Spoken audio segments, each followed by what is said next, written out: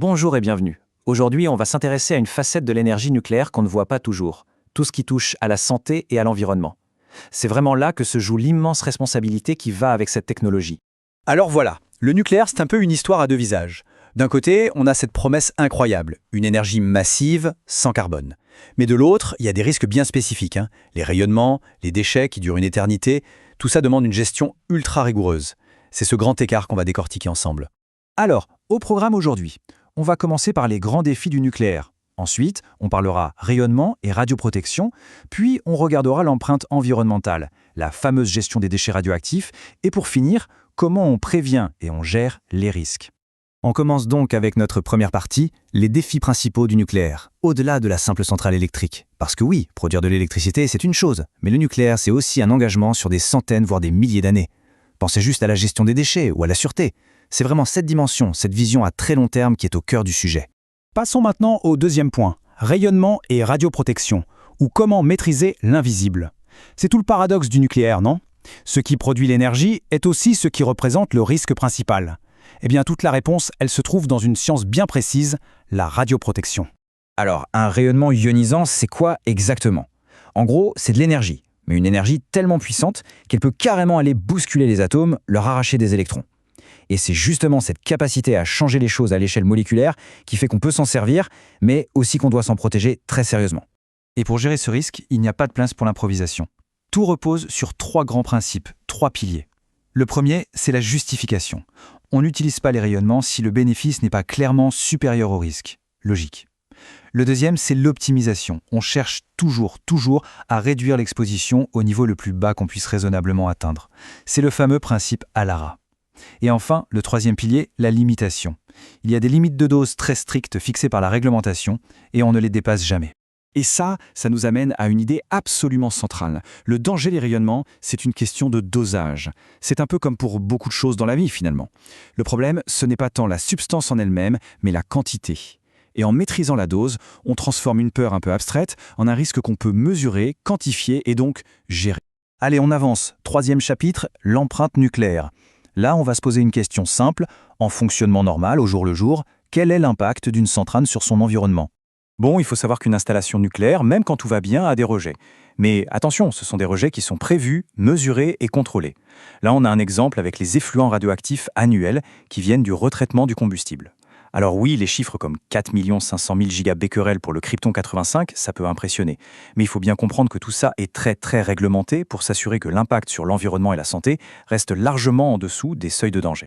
Un autre impact, c'est la chaleur. Forcément, une centrale nucléaire, ça chauffe. Et cette chaleur, il faut bien l'évacuer. C'est ce qu'on appelle la pollution thermique. Pour se donner une idée et un ordre de grandeur, la totalité de la chaleur rejetée par tout le parc nucléaire français, eh bien, ça correspond à l'énergie que le Soleil envoie sur une surface de 16 km². C'est significatif, bien sûr, mais quand on compare ça au flux d'énergie naturelle à l'échelle d'un pays, ça permet de relativiser. Et puis, il y a le grand avantage environnemental du nucléaire, celui qui est au cœur des débats sur le climat. C'est très simple. Pendant qu'elle produit de l'électricité, une centrale nucléaire n'émet pas de gaz à effet de serre. Zéro, contrairement aux énergies fossiles, bien entendu.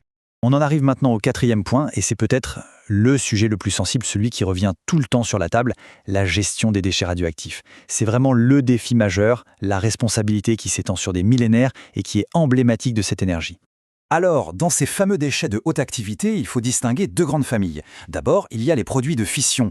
Eux, on peut les comparer à un feu de paille. Ça brûle très fort, c'est très radioactif au début, mais leur toxicité diminue assez vite, sur quelques centaines d'années. Et puis, il y a les actinides mineurs. Eux, c'est plutôt des braises. Ça chauffe moins fort, mais ça dure des milliers d'années. Et c'est surtout pour eux qu'il faut trouver une solution de stockage sur le très long terme. Et cette solution, on ne l'a pas improvisée. C'est le résultat d'un processus très long et très encadré. Si on prend l'exemple de la France, tout a vraiment commencé en 1991 avec la loi dite Bataille, qui a lancé 15 ans de recherche sur différentes options. Ces recherches ont mené en 2006 à une nouvelle loi qui a désigné le stockage en couche géologique profonde comme la solution de référence. Le projet, c'est de pouvoir commencer à y stocker les déchets les plus dangereux aux alentours de 2025. Dernière grande partie de notre parcours, la prévention et la gestion des risques. Là, on parle de sûreté nucléaire. La philosophie est assez simple à comprendre, elle tient en deux temps. D'abord, absolument tout faire pour qu'un accident n'arrive jamais. Et ensuite, se préparer au pire pour que si, malgré tout, un accident se produisait, on puisse en limiter les conséquences au maximum. C'est cette fameuse double approche, prévention et atténuation. La prévention, c'est tout ce qu'on fait en amont. Une conception ultra robuste de la centrale, des contrôles qualité partout, des procédures très strictes. C'est la première ligne de défense. L'atténuation, c'est le plan B.